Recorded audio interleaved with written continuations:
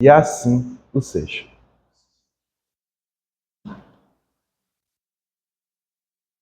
Boa noite a todos, sejam todos muito bem-vindos mais uma vez. Nós vamos dar continuidade ao estudo da obra Messe de Amor, pelo Espírito Joana de Ângeles, através da mediunidade de Divaldo Pereira Franco. Esta obra completou neste ano 60 anos, pois que a mesma foi publicada pela primeira vez no ano de 1964. E foi a primeira obra trazida pela mediunidade de Divaldo Pereira Franco à publicação. É um convite da irmã Joana de Ângeles a cada um de nós, diante das lições que ela aqui nos traz. E hoje, dentro do capítulo 18, traz o título Fidelidade à Fé. É um título que ela nos propõe interessante, pois que como que anda a nossa fé? Será que nós realmente estamos alimentando a fé como deveria ser alimentada? Será que nós somos realmente fiéis à fé que nós esposamos? Primeiramente, fazendo esse preâmbulo, diante da conceituação que cada um traz no campo de percepção, de entendimento, de compreensão e de vínculo ao entendimento do seu coração para com Deus. Cada criatura que caminha tanto no plano físico quanto no plano espiritual, mesmo que negue através da fé a Deus e todas as benesses que o Pai prontificou a nos oferecer, lá no mais íntimo do seu coração, a sementinha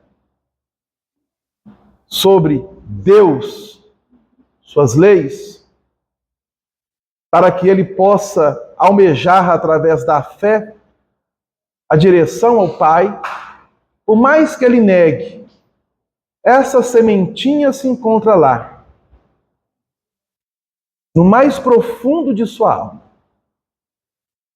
Mas muitos de nós somos colocados a verdadeiros testemunhos, a verdadeiras provas.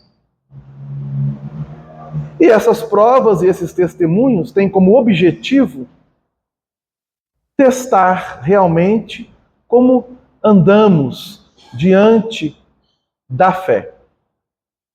Pois que a palavra fé, ela expressa justamente o que Joana de Ângeles traz aqui no título. Fidelidade. Pois que a mesma se origina do latim, cujo o significado é fidelidade, fides. Fides, fidelidade, em latim. Trazendo para a nossa concepção, fé.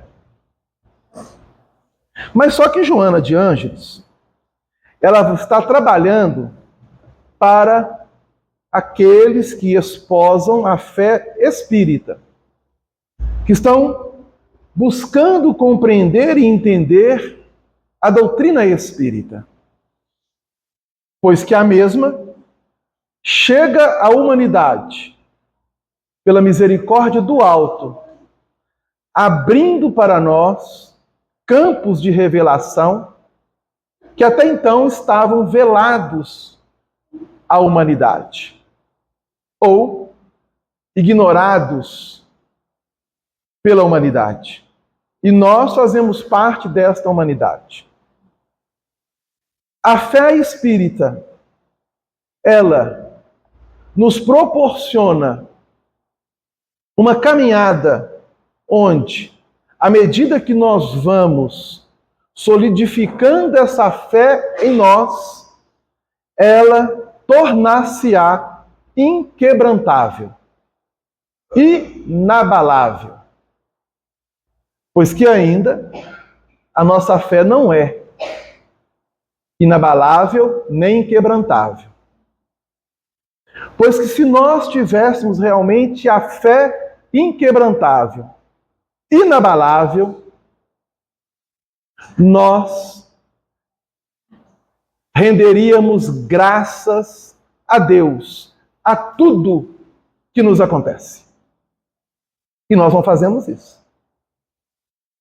Muitas das vezes, nós nos rebelamos, nos revoltamos, maldizemos, questionamos a Deus o porquê das coisas. E é natural, tendo em vista que a nossa compreensão, a nossa percepção, o nosso entendimento de Deus e de suas leis ainda não chegou ao ideal. Então, nós estamos num processo, poderíamos dizer, de alfabetização para com as leis de Deus. É como se nós fôssemos crianças e estivéssemos adentrando a escola e aprendendo a lidar com as letras para formarmos as palavras, para aprendermos a ler e escrever. Nós estamos nessa fase, do ponto de vista espiritual. E é necessário, então, que a fé ela esteja condicionada ao momento evolutivo que nós nos encontramos. Ah, Delano, mas eu tenho fé. Podemos até dizer que muitos realmente têm fé, mas fé mesmo.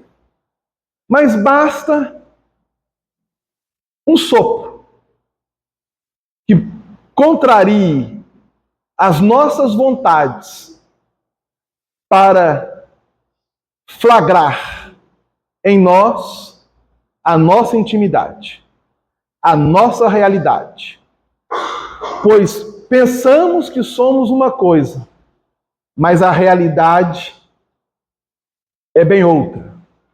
Daí a necessidade de estarmos sempre fazendo uma autoavaliação conosco mesmos.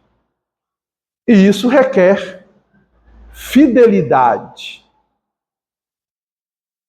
A fé no entendimento da lei de Deus. Então, Joana de Ângeles, ela inicia assim: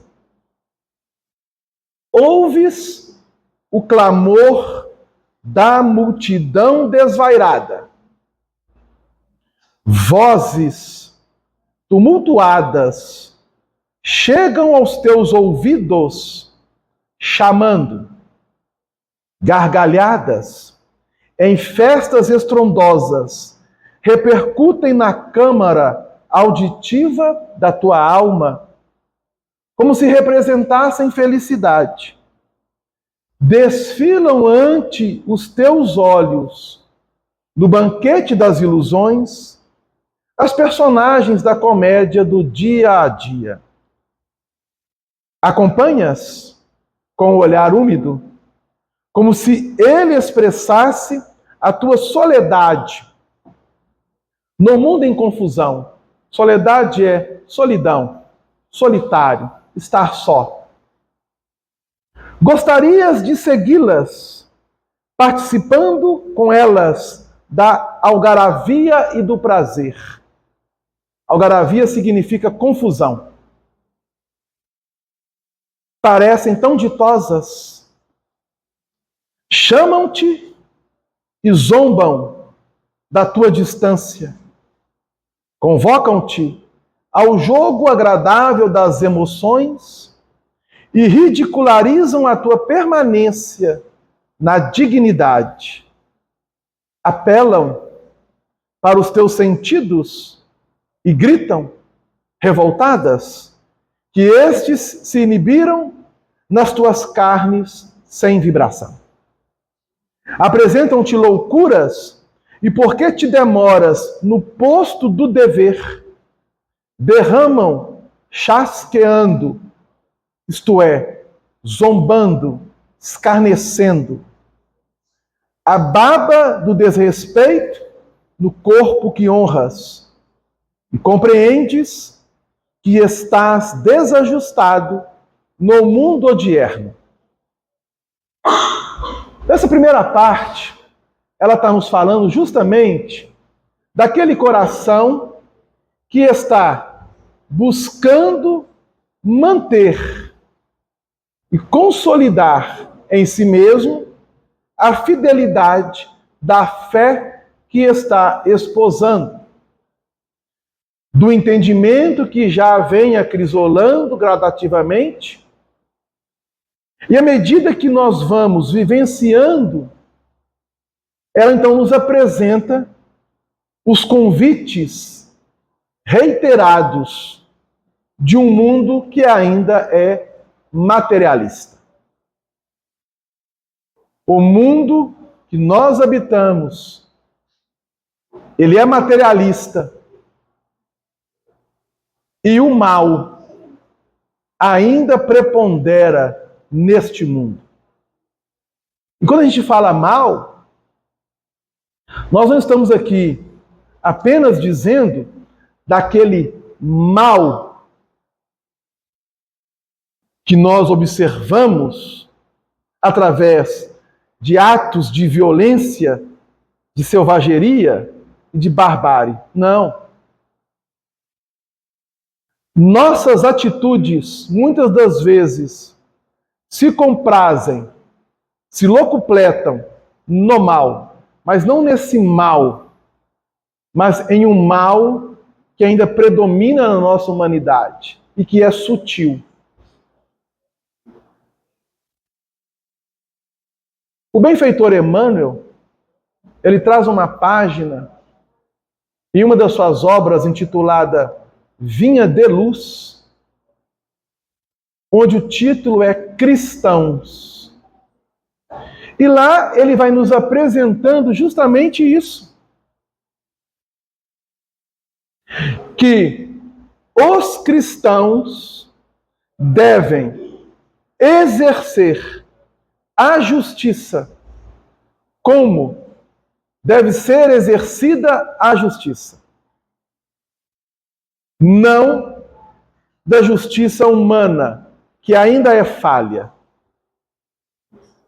Então veja bem, ele vai extrair uma passagem do Evangelho do Cristo, quando Jesus assim afirma: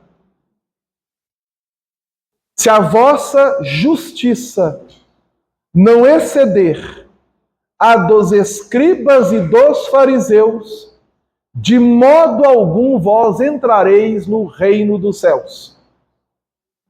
E aí, ele vai comentar essa passagem, que está registrada dentro do Sermão da Montanha, dentro do Evangelho de Mateus, do capítulo 5, que os escribas e fariseus cumpriam com os deveres públicos e privados, que os escribas e fariseus realizavam aos olhos da sociedade aquilo que nós poderíamos dizer: poxa, fulano, beltrano, ele é tão bom, ele faz o bem. E ele vai comentando que os fariseus faziam e realizavam. Mas, quando se fala do mal, nós estamos aqui apontando daquele mal que ainda nós não conseguimos trabalhar no campo íntimo em combatê-lo, no exercício do bem. Então, o que prevalece nessa hora é o mal que trazemos no nosso campo íntimo. Como assim, Delano? É muito simples. É só fazermos uma avaliação. Quando Kardec pergunta à espiritualidade como Jesus entendia a caridade? E eles respondem: benevolência para com todos, indulgência para com as imperfeições alheias, o perdão das ofensas. É só fazermos uma avaliação sincera se nós realmente somos benevolentes, indulgentes, se nós perdoamos de coração. Nenhum dos 3 pontos nós ainda conseguimos realizar. Por quê? Agimos no mal. Porque se nós estivéssemos alinhados ao bem, nós estávamos com Jesus. E é isso que Joana de Ângeles vai trazer.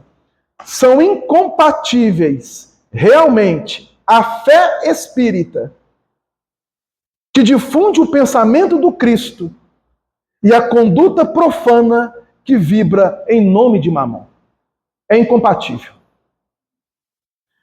Se nós estamos trazendo o esclarecimento e a compreensão da doutrina espírita, se faz necessário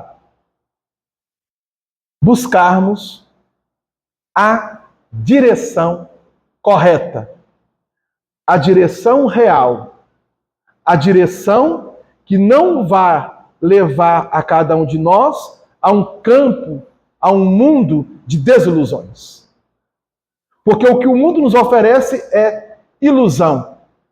E quando adentramos, lá na frente, seremos defrontados pela desilusão. Isso é fato. E isso acontece todos os minutos, das horas, dos dias, das semanas, dos meses e dos anos.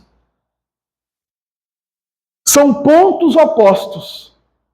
A linha cristã da definição espiritista e a conduta maleável do cidadão do mundo são opostos.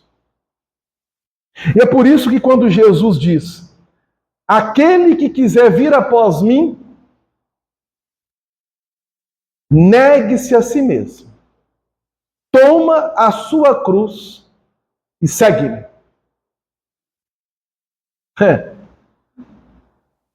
E é por isso que nós observamos a sociedade moderna, como ela colocou aqui, odierna, ainda mantendo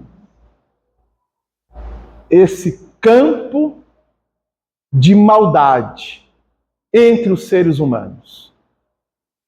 Porque ainda nos comprazemos, nos lucupletamos no mal. Nós não ficamos felizes pelo bem do outro. Ah, Adelana, às vezes falamos da boca para fora, mas a realidade espiritual é outra. E os espíritos superiores, eles nos avaliam pelo nosso campo íntimo. É pela nossa vibração espiritual. Não é por aquilo que nós falamos. E às vezes nem fazemos. Porque às vezes fazemos, mas vibrando o contrário ao que estamos realizando. Isso não conta pela espiritualidade superior.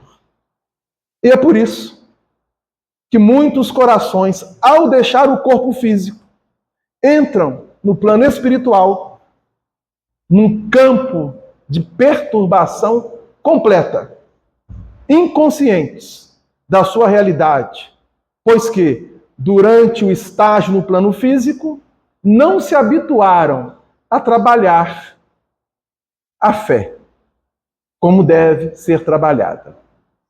E nós espíritas necessitamos estarmos atentos, pois que o muito que temos recebido será cobrado. E é por isso que ela coloca: é certo que caminharás em soledade. De novo ela coloca: caminharás solitário, experimentando muitas vezes um leve travo de amargura nos lábios, como se ele traduzisse a tua dor. Todavia, não temas o sofrimento. Aquele que sua, receoso, ante o dever a cumprir, poucas vezes atinge o ponto do dever cumprido. Então não precisamos temer. Precisamos ser firmes na resolução que estamos tomando. E às vezes, a resolução que estamos tomando vai contrariar corações queridos aos nossos. Vai contrariar. Porque às vezes o coração não quer seguir da forma como nós queremos seguir.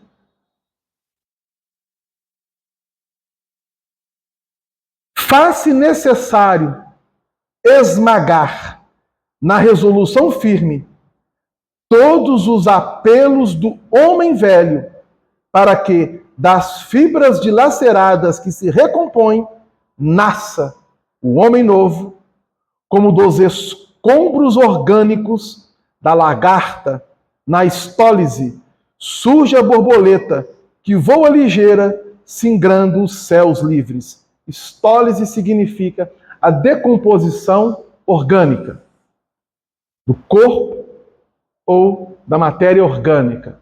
Então ele está comparando a lagarta quando ela entra naquele processo de metamorfose, faz uma operação de decomposição daquilo que é velho para surgir o novo. E o novo com asas que possam singrar com liberdade os céus. Não te compreenderão os companheiros. Aquele que elege a fé espírita, mas segue-a conforme os amigos espirituais superiores aditaram a Allan Kardec, o codificador, na expressão da terceira revelação, muitos dos que estão ao seu lado não o compreenderão. Mas não vão compreender mesmo. Justificarão que o programa da fé nada tem que ver com a conduta do homem, como se pudessem demarcar as fronteiras entre o efeito e a causa, esta e aquele. Outras vezes, procurarão dizer-te da necessidade de viver consoante vivem os outros, para que não sigas uma linha paralela, qual se fosses um marginal. E é compreensível. Pois que aqueles que não têm um entendimento, ou não querem entender, torna-se compreensível. Quando a virtude tem constrangimento em aparecer, porque a desonra é muito aplaudida, é natural que o homem que preza a vida casta no culto do dever sofra o aguilhão do medo em meio aos corações desesperados. O exemplo, porém, é a luz da vida. E quem é o exemplo maior? Jesus. E ela colocou aqui: aquele que te chama preferiu o escarnecimento e a cedência ao abraço de César e a acomodação na palaciana residência do governante de Israel. Pregando a doutrina do exemplo, não triunfou entre os triunfadores do mundo, mas sobrepujou-os a todos como vencedor de todos os vencedores. Nós, seres humanos, pensamos que ao eliminarmos Jesus, colocando na cruz, tudo estaria acabado. Tudo voltaria, entre aspas, na percepção, à normalidade. Lê do engano, pois que não conseguimos matar Jesus e nem eliminar na terra o seu ensinamento e o seu exemplo. Simplesmente por causa de uma palavra.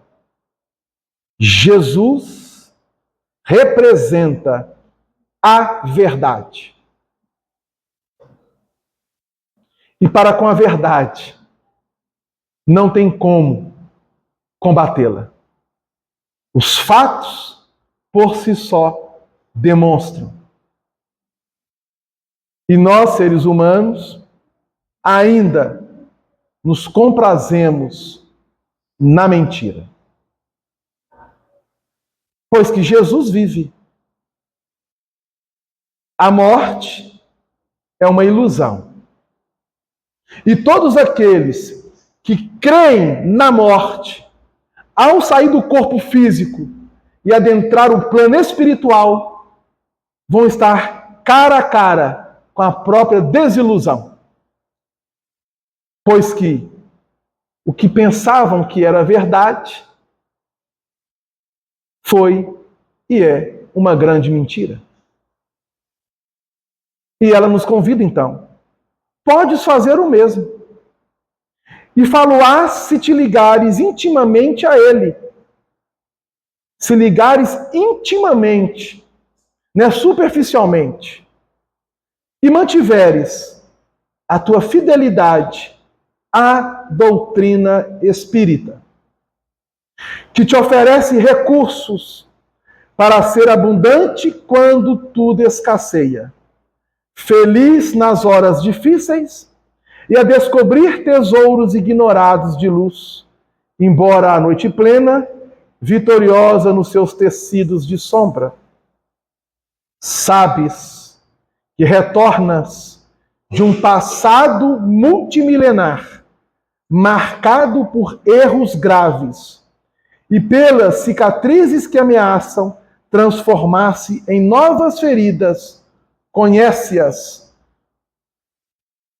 Conhece que as condecorações do cristão são as marcas vitoriosas no espírito macerado depois das lutas vencidas. O servidor do Cristo, o trabalhador do Cristo, ele não vai estar no mundo vivenciando como se estivesse num mar de rosas.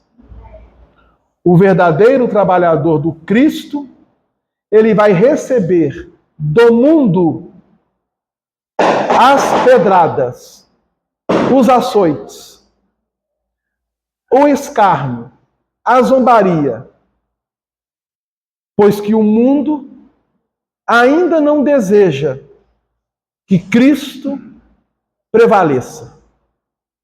E é por isso que a doutrina espírita e aqueles que a seguem com fé ardorosa são amplamente combatidos. E é necessário que nós aprendamos a nos autoavaliar. E é por isso que ela coloca: é imperioso velares pela paz que guardas contigo. A lâmpada que não recebe combustível cedo se apaga. O rio que não se atreve a vencer barreiras não atinge o mar. És um espírito em crescimento. E se os golpes da dor parecem vigorosos, não há por que temê-los. O bloco de pedra bruta se converte em estátua, adquirindo forma e beleza a golpes do escopro vigoroso. Deixa, pois, que a dor te cinzele o íntimo. Isto é, a dor é como um cinzel, aquele instrumento que vai lapidar a pedra bruta, para que a estátua chegue aos olhos de todos bela, arrancando das múltiplas personalidades que conservas de reencarnações fracassadas, o espírito ilibado avançando para o infinito. Firma-te na convicção imortalista e constatarás que as joias que adereçam os homens nada valem quando os dedos não podem sustentá-las. E aprenderás, amigo em combate, que do atrito benéfico sairás em breve, fulgurante como um raio de sol, que, em se desprendendo do astro-rei e jornadeando em plenitude, atravessa tudo sem contaminar-se e, por mais viaje, não se extinguirá jamais. Esta é a lição proposta pela nossa irmã Joana de Ângeles na psicografia de Divaldo Pereira Franco. Às vezes, os amigos espirituais são firmes, enérgicos e até duros, mas se faz necessário para que nós busquemos em nós sempre essa avaliação e realizar aquilo que tem que ser realizado. A fé, quando se tornar inabalável, pode escrever e ter a certeza que as coisas começam a modificar para nós, para o bem. Então nós vamos encerrar essa primeira parte, agradecendo a Jesus e convidando agora o Telmo